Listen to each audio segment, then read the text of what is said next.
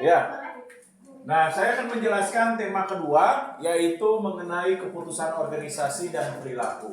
Bicara terhadap perusahaan atau bisnis, keputusan perlu dilakukan untuk apa? Untuk sebagai langkah dalam perusahaan dalam menentukan arah tujuan kebijakan serta menentukan bagaimana perusahaan tersebut akan dimajukan atau ditingkatkan. Oleh sebab itu, maka keputusan harus berfungsi dengan baik. Nah, keputusan yang diambil oleh perusahaan itu tidak boleh dilakukan secara asal atau sembarangan. Perlu adanya pertimbangan-pertimbangan yang baik dari analisis dan informasi berdasarkan fakta dan data terhadap keputusan yang diambil. Nah, ketika keputusan itu diambil, maka perlu ada hal yang diperhatikan, yaitu apa? Keputusan yang diambil itu bagaimana mempertimbangkan mengenai tingkat risikonya. Nah, sejauh mana tingkat risiko yang dihadapi oleh perusahaan terhadap keputusan? Apakah risikonya besar, memberikan banyak kerugian, dan memberikan nilai hambatan bagi perusahaan? Maka perlu dilihat dari tingkat risiko yang dihadapi. Yang kedua, dalam keputusan harus melihat manfaatnya. Nah, bagaimana manfaatnya? Cukup besar nggak bagi perusahaan ketika keputusan itu diambil? Memberikan nggak keuntungan bagi perusahaan dalam hal peningkatan produksi, peningkatan penjualan, peningkatan keuntungan, dan lain sebagainya.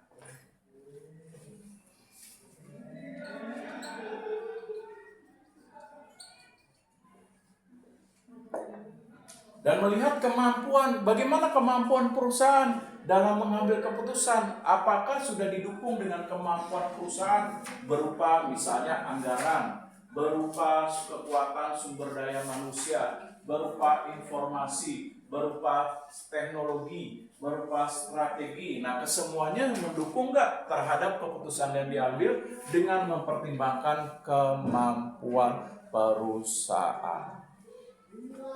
Nah, oleh sebab itu, dalam keputusan, perusahaan harus bisa mengembangkan berbagai alternatif keputusan.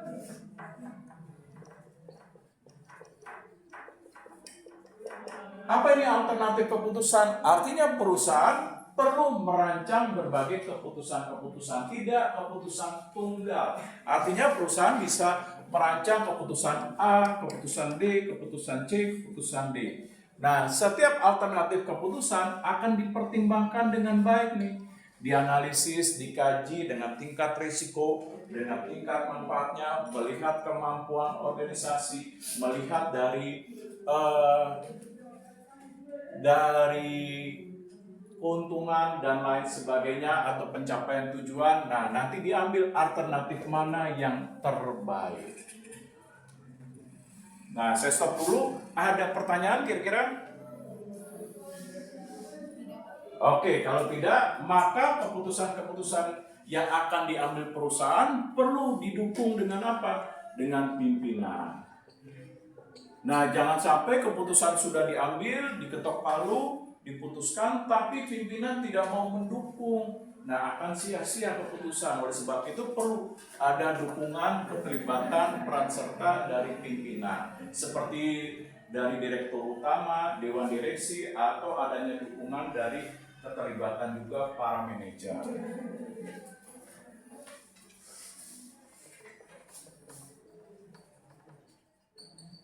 Lalu apalagi keputusan harus ada komitmen. Orang yang sudah mengambil keputusan, nah disaksikan oleh pimpinan, disaksikan oleh para manajer, oleh karyawan, komitmen perlu dibangun. Apa ini komitmen? Yaitu memegang teguh terhadap keputusan yang telah diputuskan perusahaan untuk dapat dilaksanakan.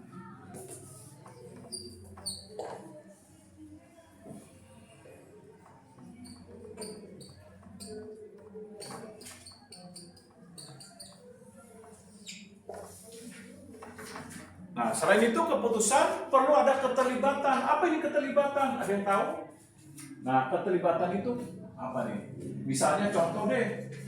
Nah, supaya yang sederhana di lingkungan tempat kalian tinggal, RT RW, ketika RT RW memutuskan, pelaksanaan 17 Agustus program lombanya seperti ini. Nah, perlu keterlibatan dari warga. Kenapa warga perlu dilibatkan? Kalau misalnya keputusan berupa pelaksanaan lomba 17 Agustus, warga perlu dilibatkan. Kenapa?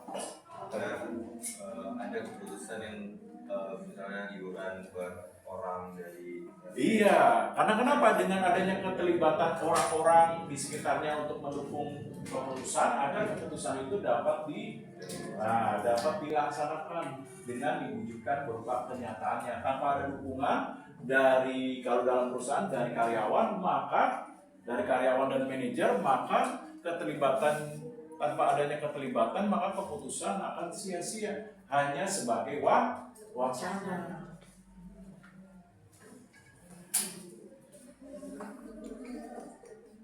Lalu apa lagi? Nah, seperti contoh di lingkungan tempat kalian tinggal pada saat RT RW rapat warga memutuskan pelaksanaan keputusan 17 Agustus, kan perlu ada tindakan. Nah, tindakan ini apa? Untuk mendukung keputusan, seperti contohnya tadi tuh 17 Agustus. Nah, tindakannya apa? Warga misalnya dimintai sumbangan, seorang misalnya ada yang 20.000. Nah, tujuannya apa? Agar dapat melaksanakan keputusan berupa pelaksanaan lomba 17 Agustus. Nah, begitu juga sama dalam perusahaan. Nah, tanpa adanya tindakan dari para manajer dan karyawan untuk mendukung keputusan, maka keputusan tidak akan berjalan. Nah, ini dia.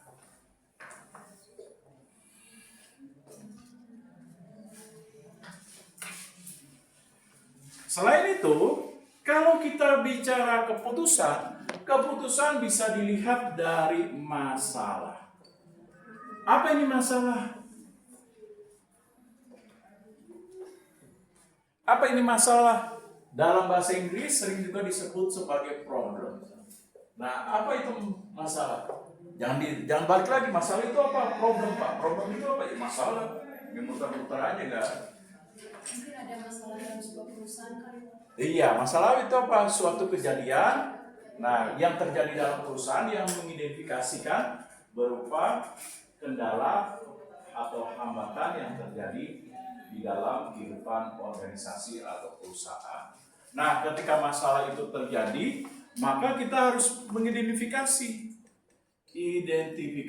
apa masalah yang terjadi dalam organisasi. Seperti contohnya, mengapa tahun ini penjualan perusahaan perlu menurun? Nah, berarti masalahnya yaitu penjualan yang mengakibatkan keuntungan perusahaan menurun. Maka diidentifikasi apa penyebabnya. Apakah sales yang tidak berjalan dengan baik, ataukah memang keadaan ekonomi daya beli masyarakat yang menurun, ataukah kurangnya promosi dan lain sebagainya. Diidentifikasi apa yang menjadi sumber penyebab permasalahan yang terjadi, seperti misalnya contoh tadi penjualan perusahaan menurun yang berakibat menurunnya keuntungan perusahaan. Nah, setelah identifikasi apa? Nah, cari berbagai solusi. Nah, solusinya diuraikan satu persatu. Dari solusi ini apa risikonya, apa manfaatnya, apa kemampuannya. Nah, misalnya perusahaan menetapkan ada 3 solusi. Nah, nanti 3 solusi ini akan dianalisis masing-masing. Nah, dari tingkat risiko, manfaat, kemampuan, nah, lalu keuntungan yang diraih, dan lain sebagainya. Setelah itu apa? Dari misalnya 3 alternatif keputusan, perusahaan akan menetapkan keputusan yang terbaik. Nah, setelah menetapkan apa? Jangan lupa melaksanakan nilai keputusan.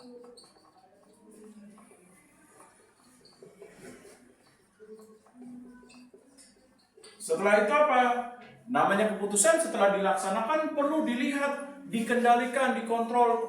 Berjalan nggak dengan sebagaimana mestinya, pelaksanaannya sesuai dengan keputusan. Jangan-jangan ada yang menyimpang.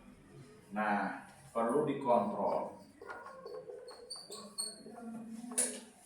Lalu apa lagi? Terakhir, keputusan tersebut harus dievaluasi. Nah, melihat keputusan tersebut berjalan dengan baik gak? Terjadi perubahan, memberikan keuntungan, memberikan faidah, manfaat dari keputusan yang diambil perusahaan. Seperti keputusan dalam peningkatan penjualan misalnya contoh. Nah, keputusan itu diambil, nah memberikan nggak perubahan seperti penjualan semakin meningkat, keuntungan semakin meningkat, dan lain sebagainya. Nah, dalam keputusan, nah yang diambil ada perusahaan keputusan tersebut bersifat rutin. Nah, apa ini keputusan rutin? Coba kalian cari. Keputusan yang diambil dalam perusahaan yang sifatnya rutin.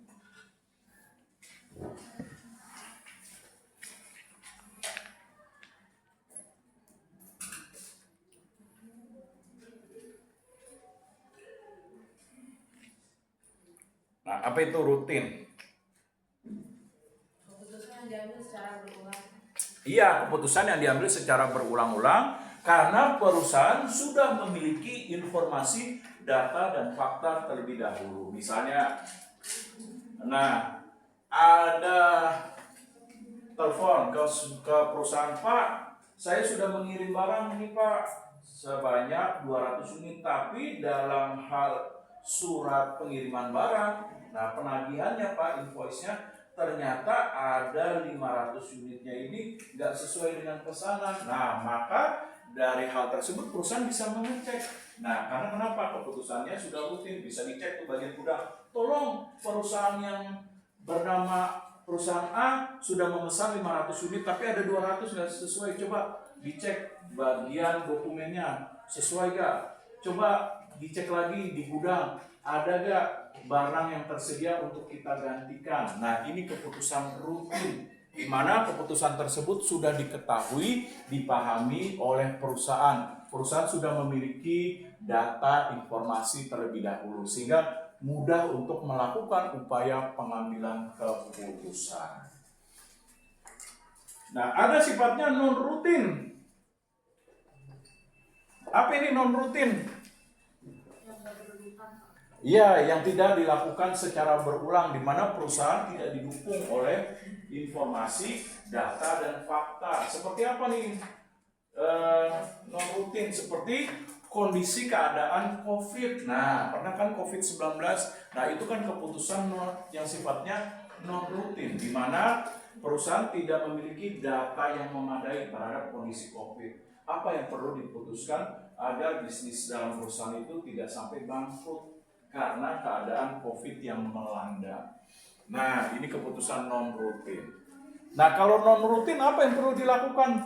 Data terbatas, lalu informasi tidak tersedia dengan memadai. Nah, apa yang perlu dilakukan dalam non-rutin? Tadi informasinya terbatas, datanya terbatas, sehingga menyulitkan bagi direktur, para manajer, atau pemilik usaha untuk menganalisis dari keadaan situasi yang dialami perusahaan, seperti misalnya kondisi COVID-19. Nah, itu kan rata-rata perusahaan dalam mengambil keputusan bisnis kan sangat sulit tuh. Nah, data terbatas, informasi terbatas. Nah, tapi dia harus menyelamatkan perusahaan dari kondisi COVID yang dialami. Nah, kalau keadaan non-rutin, apa yang perlu dilakukan nih? Kalau keputusannya non-rutin. Ada yang mau ngasih komentar? Kalau non-rutin, coba nih yang pakai batik. Nah, batik. Ya. Kalau non-rutin.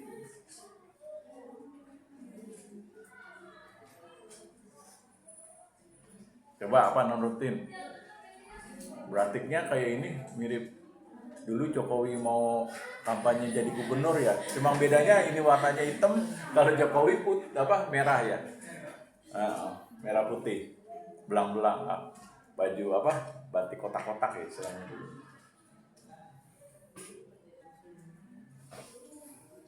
Non-rutin apa nih non-rutin? Nah, kalau non-rutin apa? Harus pertama apa nih? Berani mengambil risiko. Yang lalu apa? Keputusan harus diambil sesegera mungkin. Nah, yang ketiga apa? Biasanya diambil keputusan tersebut berdasarkan dari nilai pengalaman. Nah, karena situasinya mendesak. Nah, ini dia non-rutin.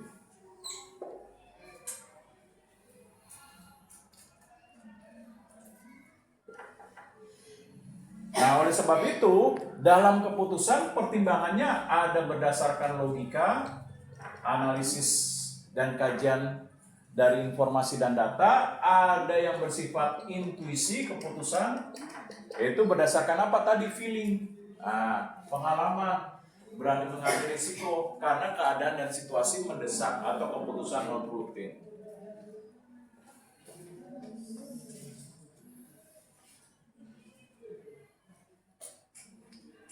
Nah, terakhir yang mau saya bahas, bagaimana perilaku dalam keputusan. Nah, perusahaan harus membentuk perilaku yang baik dalam keputusan. Seperti apa? Perilaku yang bertanggung jawab, memiliki kejujuran, keterbukaan, lalu apa lagi? Integritas. Nah, semua ini perlu dibentuk dalam perilaku pengambilan keputusan. Bagaimana membentuk perilaku? Nah, yaitu dengan menciptakan apa? Kepuasan pekerja. Lalu apa lagi? Mendorong peningkatan disiplin. Nah, lalu apa lagi? Mendorong penciptaan perilaku yang positif di tempat kerja. Nah, lalu apa lagi? Mendorong mengenai komitmen. Nah, tanggung jawab. Anda yang menanggung, saya yang menjawab. Nah, lalu apa lagi? Bukan tanggung jawab Anda yang menanggung, saya yang menjawab. Bukan, tanggung jawab itu mau benar-benar melaksanakan. Nah, tadi saya hanya bercanda. Nah, apalagi nih komitmen, tanggung jawab, keterbukaan. Nah, dalam perilaku untuk mendukung keputusan harus ada komitmen, tanggung jawab, keterbukaan, lalu adanya kerja keras, ketekunan.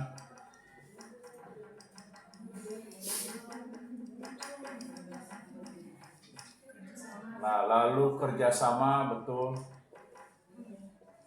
Komunikasi.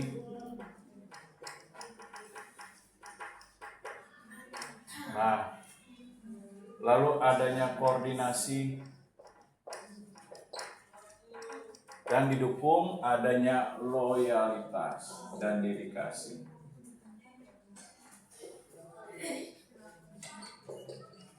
Nah, ini dia yang perlu adanya perilaku agar keputusan tersebut bisa dilaksanakan. Nah, untuk membentuk ini, maka inilah tugas dari organisasi atau perusahaan. Bagaimana menciptakan perilaku pekerja atau karyawan atau manajernya agar mendukung setiap keputusan. Nah, berupa perilaku positif, kepuasan kerja, memiliki kedisiplinan, komitmen, tanggung jawab, keterbukaan. Nah, ya jangan ngamuk dulu, nanti sebentar lagi kan selesai. Kerja keras, nah keterbukaan, komunikasi, koordinasi, serta loyalitas dan dedikasi. Nah, ini semua harus ada supaya keputusan bisa dilaksanakan untuk mencapai perubahan dan tujuan. Nah, sampai di sini ada yang mau ditanyakan, silakan.